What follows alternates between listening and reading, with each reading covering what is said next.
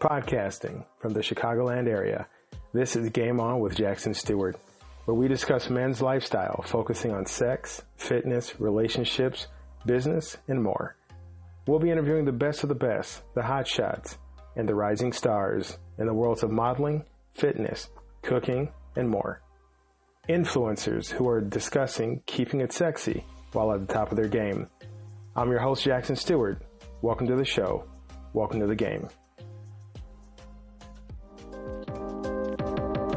Follow Game On with Jackson Stuart on YouTube at Game On with Jack, on the official blog www.gameonwithjack.blog, and at the news store www.gameonwithjack.shop. Keep it sexy and game on. What if you could be a better player for the cost of one more cup of coffee a month? Get access to a growing library of lit erotica, behind-the-scenes action, and player's guides with tips on drinking, cooking, fitness, dating, sex, and life after dark. Low tier rate while offer lasts. Patreon.com, Game On with Jack. Keep it sexy and game on.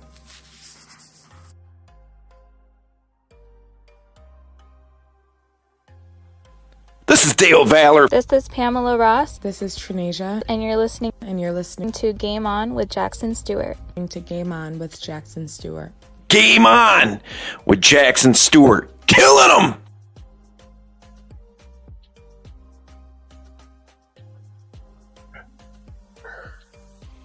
One can only win the game when one is properly fueled, and that fuel is often food, and good food at that.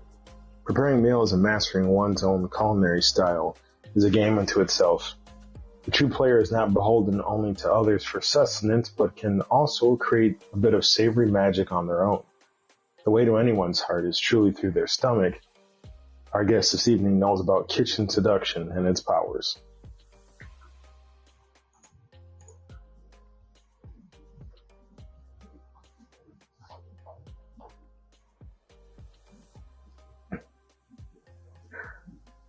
Chef Joe Gatto is an author, host of the hit cutting-edge cooking show, Joe Gatto's From Scratch, currently airing on Pluto TV and Roku. He's a renowned private chef to A-list clients, including Celtic and Red Sox players. He's also host of the show From Scratch on WBUR Radio Boston, an NPR affiliate. Chef Joe is best known for his ability to bring people together with cooking by making it accessible, fun, and highly memorable. In Joe Gatto's From Scratch, Joe successfully melded his unbridled passion for scratch cooking, entertaining personality, and filmmaking background to create a unique cooking show with heart. From making charcoal to hand-forging knives to milking cows to making his own bacon, Joe takes food to its origins, and in doing so, showcases the fascinating farmers and food artisans behind it all.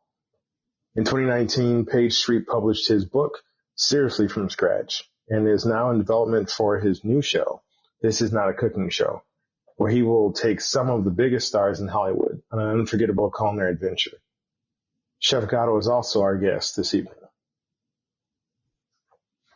All right, guys, you've heard the introduction and bio. Now join me in welcoming to Game On the focused, the creative, and the determined Chef Joe Gatto. Joe, how you doing?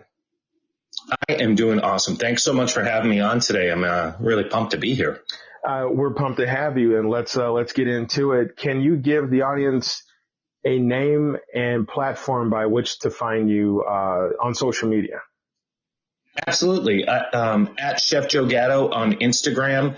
Everything I have funnels to there, from my TV show to my NPR show to my book.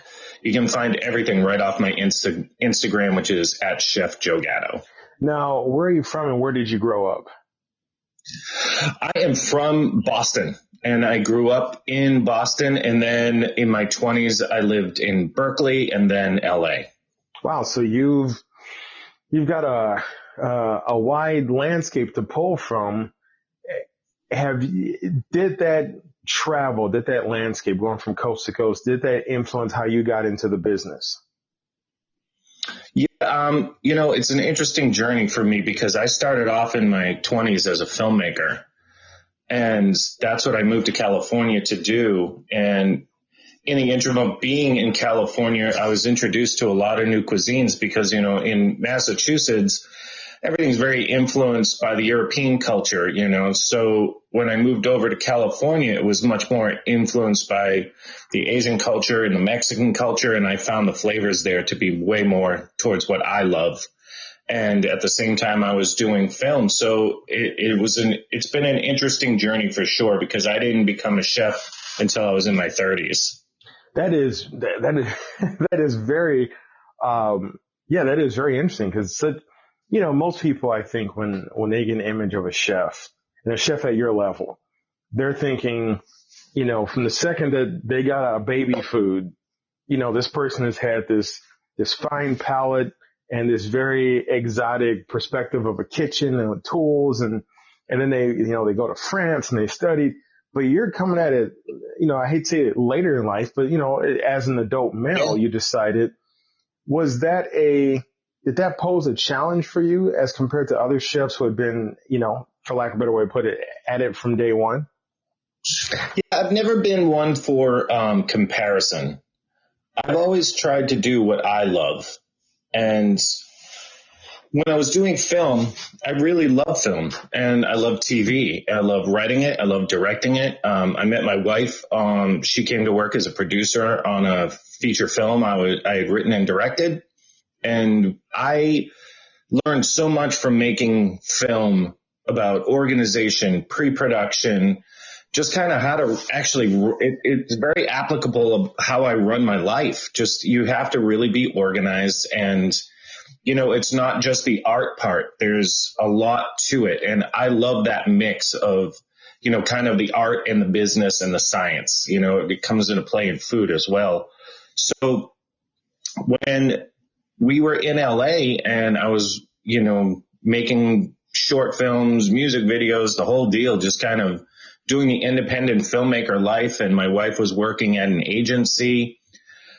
You know, she got pregnant with my son.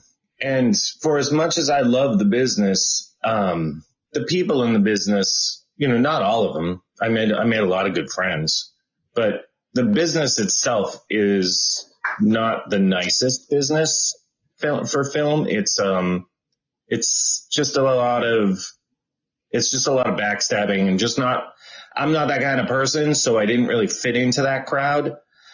And I had always cooked, you know, I was up on the counter with my mom when I was a kid, and I was always very adventurous with it and got very good at it. And when Food Network was in its infancy was when all this was going on for me. It had just, you know, Food Network was a big boom. That's when Emerald was on, Yellow Bam and all that.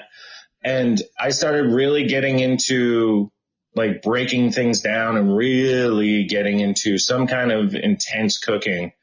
And then a friend of ours suggested I started teaching out of our house because I had like this knack for showing people how to do things. And I did. And I found that it really just sung to me. It really just was it was kind of like light dawn on Marblehead kind of thing. It really, I kind of found what I wanted to do. So when my wife got pregnant, we didn't want to raise our son there, and we jetted back to where we're from, which is here, and both our families are here. And when that happened, I started teaching, and it kind of took off. I got hired by a company to teach, and then a woman who came in to take a class ended up owning a private chef company, and she thought my food was phenomenal. So she asked me to come and audition for her, and I did, and she gave me a job as a private chef, and I had all these clients, and then I bought the business from her because I kind of figured it out. And when I bought the business from her, I changed it a little bit so it was more A-listers and started promoting it that way. And then I got a Red Sox player, and then that opened up. Once I got a professional athlete, it opened me up to other professional athletes. So I ended up cooking for Celtics players, and like when Chris Paul and the Suns came in, I cooked for them, and it just kind of opened this bigger door. And I started meeting all these other chefs because I was promoting what I was doing, which is everything from scratch. So I was teaching myself how to break down whole animals. I was grinding my own flour. I was, making my own cheeses. And that opened me up to a lot of chefs that were interested in seeing what I was doing. None of them held it against me that I didn't go to culinary school. They were just interested on how far I was taking everything. And then a chef introduced me and I got a book deal. He introduced me to his publisher, who's still a good friend of mine. I'm actually going to his chain of barbecue places tomorrow and do a little video with him, Andy Husbands, the Smoke Shop, if you want to look that up. Amazing barbecue. And then my wife said, you should do a TV show. She said, you have the background, you have the understanding. And she said, I think you'd be unbelievable on camera. So I sat down for 2 days. I wrote a pilot and it went from there. It just went from there. I knew everybody that could help me shoot it. So I got a kitchen, called my buds, shot a pilot.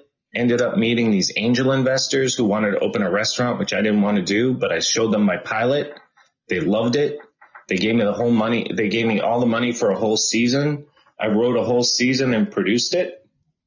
And then we got a distributor, and then we got picked up by Pluto. And now I'm developing 2 new shows, and, we've talked with Food Network, Hulu, everybody under the sun, and it just keeps growing.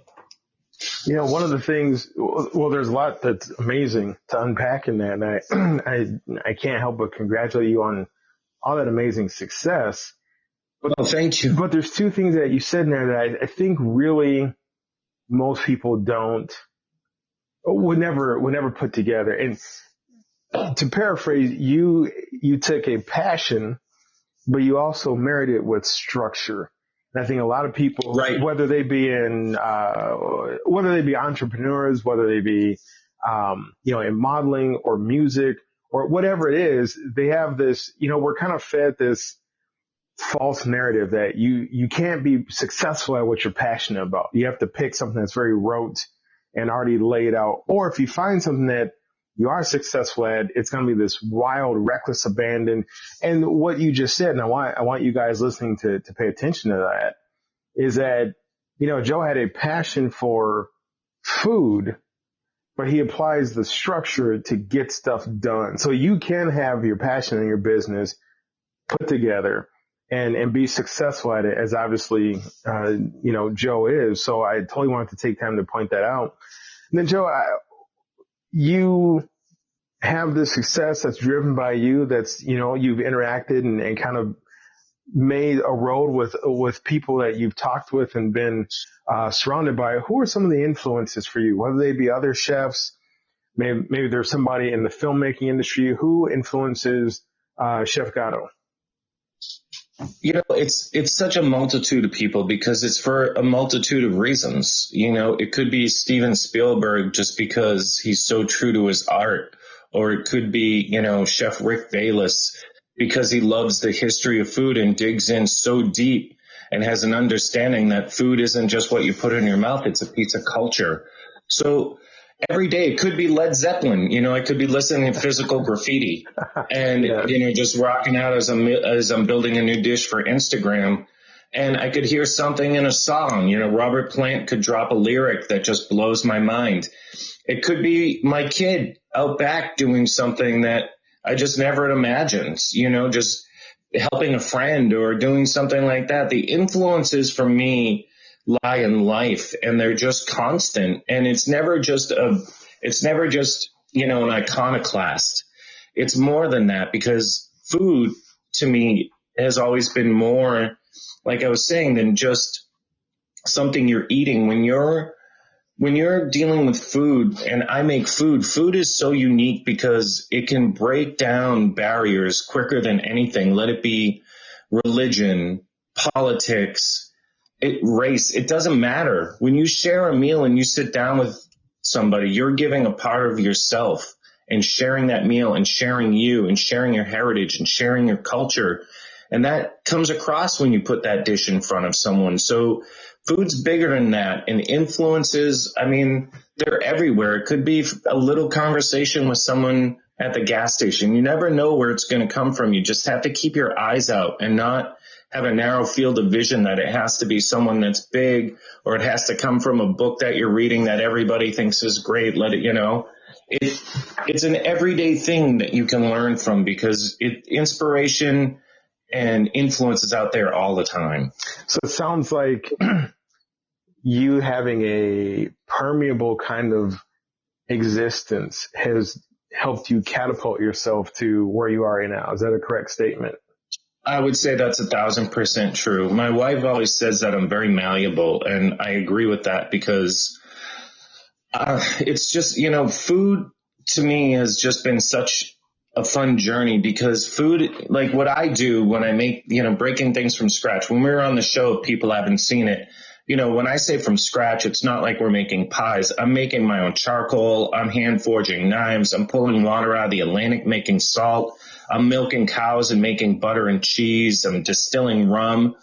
I'm going all the way with it. And when I was meeting all these different purveyors and farmers and everything, as the journey was going, as we were shooting the show, it came to me that food is just such a beautiful thing, because what these people do, it's the most perfect equation of art and science, because you need both to create a dish that's really memorable. You need that art to really dig deep into it, but you need that science to understand how to execute it.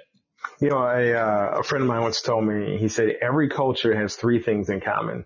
They all have to eat, they all have some form of alcohol, and they all have sex, because those are, two of those are basic human needs. And then there's the alcohol. Right. And the alcohol helps the other two. But I agree 100% with everything you're saying, because I take to heart very, very tenderly or gingerly, I guess, the phrase to break bread. If I'm going to sit and eat with you, I like you, or I want to get to know you. I don't break bread with people I don't like, because I'm not going to enjoy my food. I'm not going to feel like I digest it properly.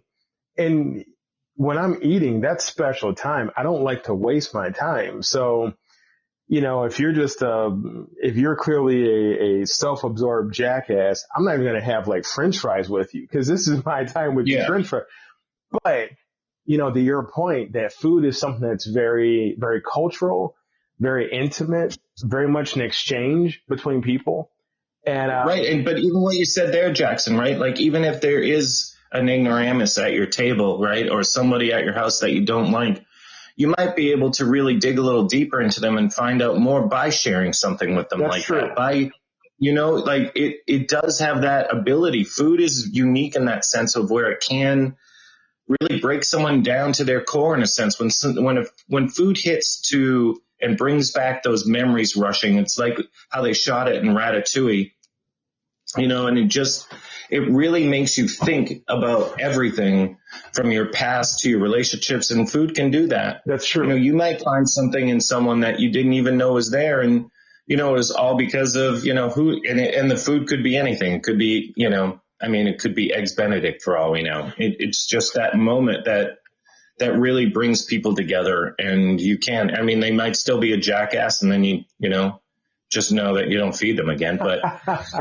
now with the foundation we've just laid, that food is so special and so unique and so powerful, why do you feel that cooking intimidates men? And obviously not all men, but I think a lot of guys out there get intimidated by, oh no, I've got to cook, or I've got to make dinner, or what do you think is at the root of that?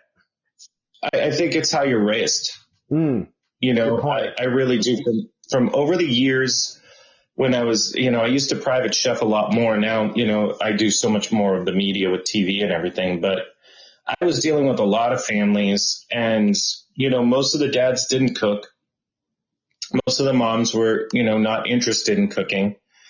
But when people don't cook, and we still do big classes, they're more like demos, 30, 40 people, and we're pulling fresh moths, teaching people how to make pizzas and, crepes and things like that. But what I find is one of the first things out of people's mouths is, yeah, my family never cooked when I was growing up. Mm-hmm. And then I compare it to, now, if piano was like food and everybody had to, play piano to survive, but your family was one of the families that didn't play piano, and now you're 20 or 25 and you've never played piano, and now people are coming over to listen to you play piano. You don't want to play piano. Right, because the intimidation is there. Right, and it's set in and it's permanent. And now what happens with people, right? You perpetuate that fear. So you start saying, well, I can't cook, right? When you don't know that, it's not true because you've just never been taught. It's not that you can't cook. It's that you haven't learned to cook. And that's one of the things that I try to change because I feel, my TV show and my radio show wasn't ever made to propel me into stardom. It was made as a platform, as a bigger teaching platform. It was a way for me to reach people, to show you that all of this is accessible. People think I'm crazy sometimes for the things I do. But when I learned core cooking of, why I'm grinding flour and why that works, or why you use higher protein flour for pizza, it's to teach people. It's to show them why pizza works. And now you can make better pizza at home, because I was put on this earth to help people learn and to teach and get people passionate about it, because I love what I do. And I'm brimming like a Coke overflowing in a glass to constantly show people how to do something and let them into my world. And I've done a lot of the legwork for them. And I want to unpack something you said there, because it's obviously applicable to what you do, but it applies to everything. Guys, stop saying that you can't do something and just say that you haven't learned how to do it yet. And this goes for, and we could be talking about anything from, Think and Grow Rich by Napoleon Hill. We could be talking about The Secret. We could talk about anything. I mean, even if people don't subscribe to that type of mentality, just regular business or money making. If you say you have trouble making money, you are always going to have trouble making money. 100%. If you say you'll never run a marathon, you're right. You will never run a marathon. I think it's Henry Ford that says, if you think you can or if you think you can't, you're right. So yeah. I love what you just said. Stop saying you can't cook. I mean, I remember when I learned how to cook, I was younger, but until I learned, I didn't know how to cook. Right. And right. You weren't like my kids. I have a 5, a 10, and a 13-year-old here. They can all cook already. My 13-year-old he's going to be just fine. Yeah. Yes. I mean, he's teaching classes where he's making pasta from scratch. Nice. And he's teaching, 15, 20 adults. So I've given them that skill to go out with. But, back to our point, of course it's going to be intimidating, but cooking is not hard. It takes a lot to learn it's up to you. How far do you want to take it? To learn the basics isn't that hard, but there's nothing wrong. I had this conversation the other day, because even if you get a dish wrong, most likely it's still going to be pretty good. It's not going to be abject. And if it is an abject disaster, so what? Right. I mean, failure to me doesn't really even exist, because what is failure? Failure is when you say, I failed. Up until that point, it's a learning process. If I make a dish and it doesn't work, and then I don't make it again, okay, now you can say I failed at it. But if I make that dish and it doesn't work, and I say, okay, what did I do wrong here? Oh, maybe it needs more acid to get balanced, blah, blah, blah. And then I do it again. It doesn't quite work, but it's better. If I give up there, yep, failure. But then when I do it again, and now it's where I like it. So now there's no failure involved there, because it's the learning process. People get so caught up in failure and fear of failure. There is no such thing, because it's just about if you're going to give up. It's okay when things don't go to plan. They're not supposed to. Mike Tyson said everyone has a plan until you get punched in the face. Yes. Right. Yes. That's my favorite quote. That's one of my because favorites life, too. If you think you're going to look at life and say, this is my plan, yes, and it's going to go A to B, You are out of your mind. Life is going to laugh at you. Life is just going to giggle all day when you say that. You have to understand. You have to have pre-production. You have to understand what's going to happen. The reason I say that you have to have pre-production is because when you're making like TV, right? This is just it, but this applies to life. You have to have everything in order before you shoot, before a frame goes. You have to have everything planned out to a T. Why? Because everything's going to go to shit. Yep. 100%. And if you have everything, if you understand what you're trying to do to the core, you can surf that wave. Well, if you go in blind, you're screwed. It's that malleability that your wife attributed to you. It's here's the end result I'm shooting for. I realize that from here to there, there's going to be some things I cannot possibly anticipate, but I can adapt. Right. And that's the key right there. If you can adapt, then you're okay, because it won't come out the way you thought. It won't work the way you thought. Nothing does, and it shouldn't, because that's what life is. It's an experience, and you're supposed to be engaged and involved. I was a ring man once, or corner man for some less than reputable fighting. It was neighborhood fighting. It wasn't sanctioned or anything like that. That's awesome. But I was the corner man for a guy, and so we're watching this guy who he's about to fight, and the guy I was supporting he was laying out this whole plan and stuff, and I'm like, all right, what are you gonna do when you get hit? He's like, what do you mean? I'm like, when you get hit, how are you gonna handle it? He's like, well, I'm not gonna get hit, and I was like, yeah, let's see how that goes. Yeah, okay. Yeah. Good luck out there. Yeah, you're gonna, even the greats have all gotten hit. But next question. It's like that adage that a jiu-jitsu master, right? A jiu-jitsu master has lost thousands of times, but he has a black belt. Yep. Oh God, that's a great quote. Yes. And having studied jiu-jitsu, I can attest to the fact that you're not good. I've been choked out many times too, my friend. You're not good, and you don't have scars to prove it. Right, because it's constant. No matter how long you've been doing something, if you're passionate about it, you're constantly learning. There is no final destination. One of the big things I've done this year is to forget about the carrot. Once I get this, then I'll be happy. Once I get this, then I'll be happy. It's a constant journey, and having learned myself just really well at this point in my life, and I'm still learning constantly, but I'm a chaser. It's like, if you told me 10 years ago I'd have a TV show, I'd have an NPR show, I'd have a national book, I'd know every chef, I'd have worked with Andrew Zimmerman, and I'd have all of this, I would have been like, oh man, that's it. But now I'm here.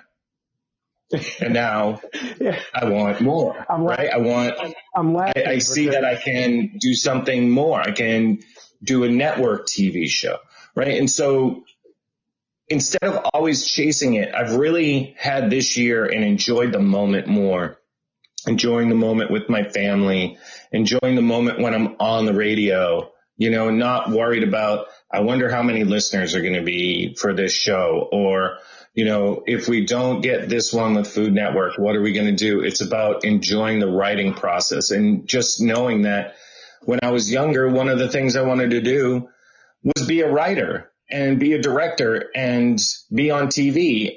And now I'm doing that. So sometimes you have to kind of smack yourself a little bit and be like, hey, man, you're doing it. Enjoy this part too. Always try, always go for your goals, but know that when you've achieved something, that you have to recognize that part so you can thank yourself for getting that far. It's important to recognize when you've achieved something, and it's okay to kind of bathe in it for a minute and be happy with it. I'm laughing because when you said forget about the carrot, I'm thinking, oh, hell, like, are we talking about vegetables all of a sudden? I just transitioned like nobody's business, right? I'm like, oh, man, I'm going to get an email from the carrot people bitching and moaning about how we told them to forget about them. Right. The celery people are going to start talking now. I'll get endorsements from the celery people, but the carrot people now hate me. What are three things that you think every man should know about cooking? And so let's say we're talking to the guy who has now gotten past the concept of can't cook, but he's still scared. Okay. There's a chasm between I haven't learned yet and I'm doing it. There's fear in that chasm. What are three things that he should know that'll help him bridge that gap? I mean, I think one thing that would really help, one thing that would help anyone really is make bread. Make bread. Making bread will help every part of your cooking game, because once you learn it, you can kind of let go and just start creating, and it's totally zen. And then all of a sudden it opens up this whole new world, because if you really want to learn something by learning bread, that opens up the world of, hey, I'm having all my boys over on Sunday. I'm going to make the slider rolls and grind my own beef, and I'm going to blow them out of the water. So things that you can do that instead of always shortcutting with a jar is something I would always suggest for people. If you're buying your own pizza, if you're buying pizza dough, don't do that. If you're buying jarred sauces for like spaghetti or anything don't do that. Make it. It will be better. You'll be happier, and it will start opening up another skill set. Another thing, always have one good knife. An 8-inch chef knife that's always sharp. You don't need a knife block of knives because you're never going to use them. Get one good 8-inch chef knife and make sure it's top of the line. You don't have to spend thousands of dollars, but have a great knife. And another thing I would suggest is having a couple great pans as go-to. And a thing I run into a lot is just because you can turn on the grill doesn't mean you can grill. Ooh, that last one. I mean, they were all great. That last one really hit. I think a lot of guys, I am admittedly not a good griller, and I recognize that's a limitation. It's just another form of heat. Yeah, I mean, anytime you're cooking, it's just that saved my life. The meat thermometer made a big difference for me because that's a great one. Meat thermometer, love that one. Yeah, because you're eyeballing it, and I'm always afraid I was going to undercook something. That I'm giving people, botulism or whatever the hell, but the meat thermometer is like, nope. 164 degrees, you're good. You can stop right now. And it's like, okay. One of the great things you can do with the meat thermometer is like if you're doing New York strips and that's your favorite cut of beef and you're doing them on the grill, right? And you make sure that you're taking your steaks out like half hour, 45 minutes beforehand. So they come, they just get to temp better, and you're always salting it, and then you're always drying your protein before you're putting it on the grill or in a pan. So there's no water steaming off. You're getting a real great hard caramelized sear, and the Maillard reaction's working for you, right? But if you have that meat thermometer and it gets to, say you like them at 140, right? And it gets to 140, I tell people, listen, I teach a steak class. When it gets to 140 and that's where you like it, take it off and poke it with your finger repeatedly so you know what it feels like every single time. Great point. Then after you do it 10 times, when you poke it without the thermometer, you know exactly what it's supposed to feel like. My next question is one of my favorite questions. In keeping with the theme of sexiness, what is the sexiest thing about you? The sexiest thing about me? That's a good one. Don't feel that literally that question has stunned everybody that's ever been on this show. I would have to say that the sexiest thing about me is that I'm a really good dad and a really good husband. And what to you makes a person sexy? Or I should say, what do you think is the sexiest quality a person can have? I love a sense of humor, and I love someone that can sing. And if we're just talking looks, I would definitely say for me it's long legs, but a sense of humor is going to get me, because anyone that can make me laugh, that's my cup of tea for sure. It is now time for the quick game, folks, where we like to give our guests a chance to run through some entertaining questions. And Joe, are you ready? Absolutely. All right. Don't overthink it. Let's go. If you could be any fictional character for a day, who would it be and why? Any fictional character, I think I would be Quentin Jaws. And why? Because Quint is the friggin' manliest man ever put on screen, and I just think he's the boss. So I would love to be Quint for a day, and he gets eaten by a shark and takes it like a man. I was gonna say all the way up to completion, you're gonna be Quint. Gotcha. I like that. Oh yeah. I've got to do. I've got to go down with the ship. So I'll get eaten by the shark. That's a hell of a day. It is. I remember. I saw Jaws, when I was a kid. I remember seeing it was on rerun. I saw it as a kid, and then years later, I remember thinking, it's Quinn, right, or Quint? Quint. Quint is the modern day Ahab in a sense, and I was like, wow, 1,000%. Benchley has even talked about that, and how in the book, the great white whale drags him under the water because it's attached to the harpoon cable. And so, that's definitely a version of that, of where the great white shark then eats him. What was your first Halloween costume? The first Halloween costume I remember was my mom and I made a robot costume, and it was made out of a whole bunch of cardboard boxes that we glued tinfoil on. And I remember all my friends friggin' loved it. If you were stranded on a deserted island and could only have three things, what type of pizza would you want to be delivered to you? I wouldn't want delivery. I'd make it. Of course you would. Yeah. Favorite musician? I would make it, and it would have to have fresh mozz and small cup pepperoni. They're like, but Joe, here's a plan. You're like, no, I want the fresh cut mozzarella. Yeah, I'm sorry, guys. Can you mind turning around? I know that's probably a pain in the ass, but. Who's your favorite musician? Oh, wow. That opens up a can of worms. It could be Robert Plant, could be Missy Elliott. Could be Snoop Dogg. I mean, the Kurt Cobain. Wow, that's tough. I could never just name one. Today I was listening to a lot of Missy Elliott, so I'll say Missy Elliott. I think everybody you mentioned, I believe, is either gonna be or is currently in the Rock and Roll Hall of Fame. Oh, wow. Yeah, I remember. Yeah, I almost said Jim Morrison as well. Yeah, I remember hearing that Missy Elliott is slated to be the first, I think, female hip hop artist inducted into the Rock and Roll Hall of Fame. I think she got. Oh, wow. She's freaking amazing. Oh, yeah. They poll people out of this list, and I think she made the cut. Have you ever worn Crocs before? No. Sweet or savory? Savory. Least favorite season? Winter. If you could only eat one color of food for the rest of your life, what color would it be and why? One color of food. Holy crap. One color of food, probably be yellow because of corn. Ah, okay. And absolutely my favorite question is, who inspires you? My mom. She's the hardest worker I know. And I mean, this is a woman that went back to school and graduated from Harvard when she was 46. That ain't easy. Yeah.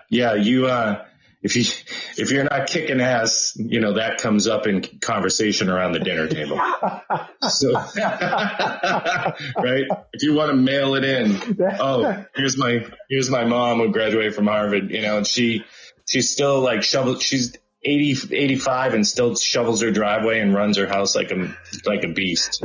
That's like a silver bullet. Like, oh, Mom, I had a rough day and blah, blah. She goes, oh, yeah. Hey, real quick, reach up there and give me that Harvard diploma and pass it over here. And you're like, oh, fuck. Yeah, right. Oh, yeah. Was it as hard as when I went to community college for 18 years to build up enough credits to go to Harvard? Was it that hard?